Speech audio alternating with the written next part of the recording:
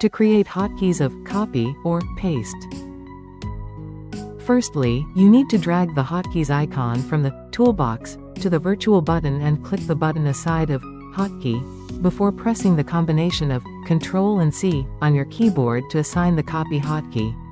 After renaming it, you also can set the picture you like as the icon. The paste hotkey can be set up by the same method.